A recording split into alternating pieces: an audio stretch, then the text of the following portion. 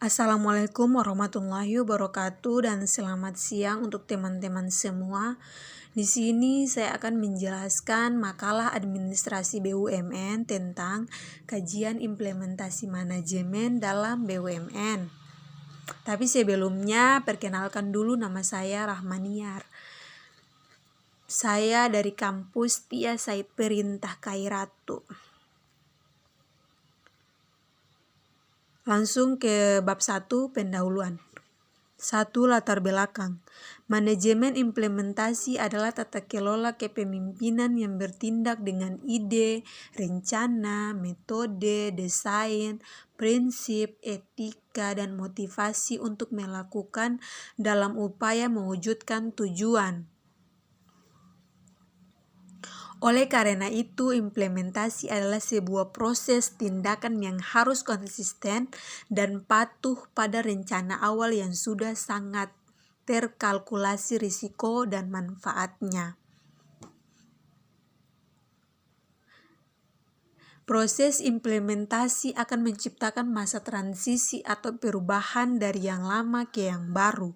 Di sini diperlukan sebuah kemampuan adaptif dan persiapan untuk menggunakan cara atau sistem baru.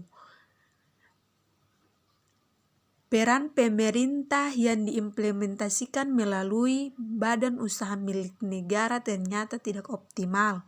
Bahkan seringkali BUMN justru menjadi tanggungan ekonomi politik dari pengusaha. Investasi pemerintah dalam manajemen BUMN merupakan kasus biasa di Indonesia, terutama menyangkut pembagian peran antara pemerintah, swasta, dan koperasi. Badan usaha milik negara berkembang dengan monopoli atau peraturan khusus yang bertentangan dengan semangat persaingan usaha sehat di dalam Undang-Undang Nomor 5 Tahun 1999. Tidak jarang BUMN bertindak selaku pelaku bisnis sekaligus sebagai regulator. BUMN kerap menjadi sumber korupsi yang lazim dikenal sebagai sapi perahan bagi oknum pejabat atau partai. Pasca krisis moneter tahun 1998, pemerintah giat melakukan privatisasi dan mengakhiri berbagai praktik persaingan tidak sehat. Fungsi regulasi usaha dipisahkan dari BUMN. Sebagai akibatnya, banyak BUMN yang terancam gulung tikar. Tetapi beberapa BUMN lain berhasil memperkokoh posisi bisnisnya. Dengan mengelola berbagai produksi BUMN, pemerintah mempunyai tujuan untuk mencegah monopoli pasar atau barang dan jasa publik oleh perusahaan swasta yang kuat. Karena apabila terjadi monopoli pasar atas barang dan jasa yang memenuhi hajat hidup orang banyak ini, maka dapat dipastikan bahwa rakyat kecil yang akan menjadi korban sebagai akibat dari tingkat harga yang cenderung meningkat. Selanjutnya bab 2, pembahasan. 1. Pengertian badan usaha milik negara atau BUMN. Ya teman-teman, badan usaha milik negara atau BUMN ini adalah badan usaha yang bermodalnya seluruhnya atau sebagian dimiliki oleh pemerintah.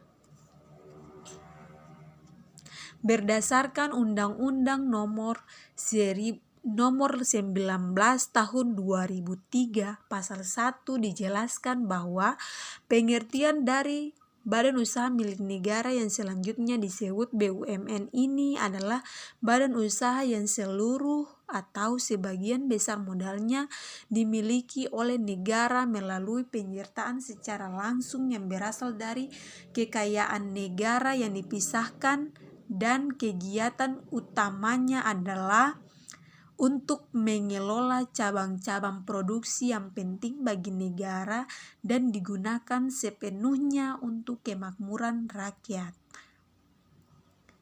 Yang kedua, bentuk-bentuk badan usaha milik negara atau BUMN. Di sini ada 3. Yang pertama, perusahaan jawatan atau perjan. Yang kedua, perseroan, dan yang ketiga, perusahaan umum atau perum. Ya, saya akan menjelaskan satu persatu. Yang pertama, perusahaan jawatan atau perjan ini adalah badan usaha milik negara yang seluruh modalnya termaksud dalam anggaran belanja negara yang menjadi hak dari departemen yang bersangkutan. Tujuan dari perjan ini adalah pengabdian dan melayani kepentingan masyarakat yang ditujukan untuk kesejahteraan umum. Contoh dari badan usaha milik negara yang dahulunya perjan yaitu Perusahaan Jawatan Kereta Api atau PJKA yang berada di bawah Departemen Perhubungan. Tahun 1991 berubah menjadi Perusahaan Umum Kereta Api atau Perumka. Kemudian menjadi Perusahaan Negara Kereta Api atau PENKA. Terakhir berubah menjadi PT Kereta Api Indonesia atau PT KAI. Serta Perjan Pegadaian yang berada di bawah Departemen Keuangan berubah menjadi Perum Pegadaian. Dengan demikian, sejak tahun 2003 tidak ada lagi BUMN yang berbentuk perjan. Dan yang kedua, perseroan. Ya teman-teman, perusahaan perseroan ini adalah perusahaan negara yang modalnya berbentuk saham dan sebagian dari modal tersebut milik negara. Contoh dari perseroan milik negara yaitu PT PLN, PT Pos Indonesia, PT Kereta Api Indonesia, PT Telkom, dan sebagainya. Dan yang ketiga, perusahaan umum atau Perum. Jadi perusahaan umum ini adalah badan usaha milik negara yang seluruh modalnya dimiliki oleh negara dan tidak terbagi atas saham yang bertujuan untuk kemanfaatan umum berupa penyediaan barang atau jasa yang bermutu dan sekaligus mencari keuntungan yang berdasar prinsip pengelolaan perusahaan. Kepengurusan Perum terdiri atas menteri, direksi, dan dewan pengawas.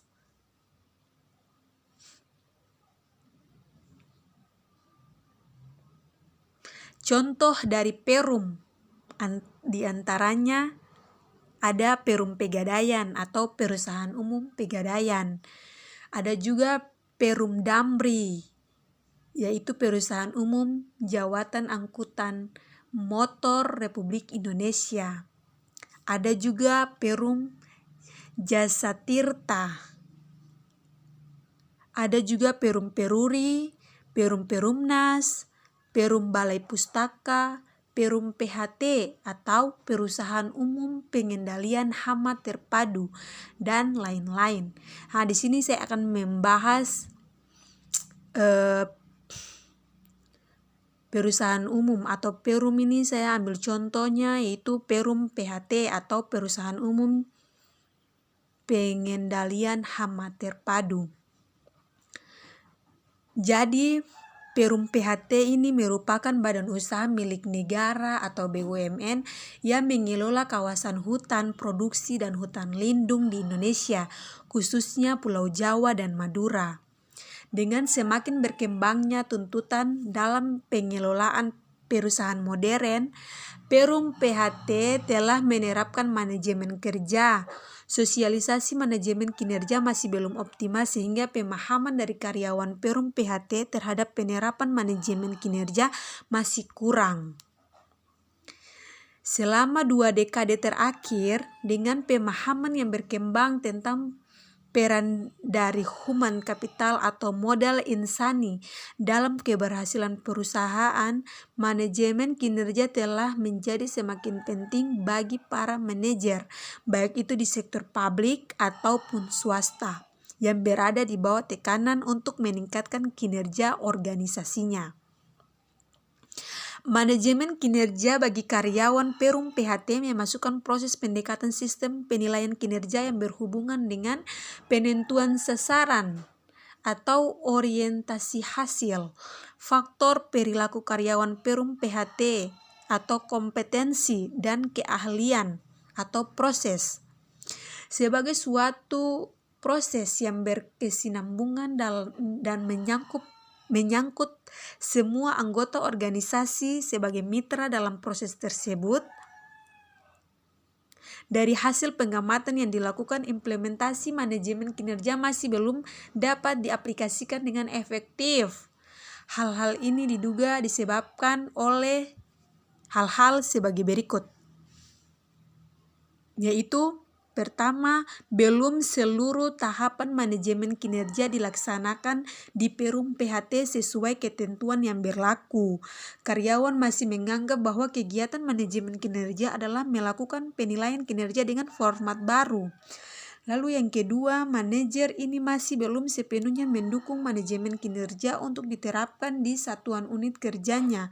Karena dengan diterapkannya manajemen kinerja menuntut para manajer lini untuk melakukan lebih banyak pekerjaan administratif dibanding penilaian kerja yang selama ini dilakukan, dalam hal ini DP3. Selanjutnya, manajemen kinerja disikapi negatif oleh karyawan karena adanya pemahaman karyawan bahwa dengan diberlakukannya manajemen kinerja diperlukan akan mempengaruhi kepada benefit yang akan diterima oleh karyawan selama ini.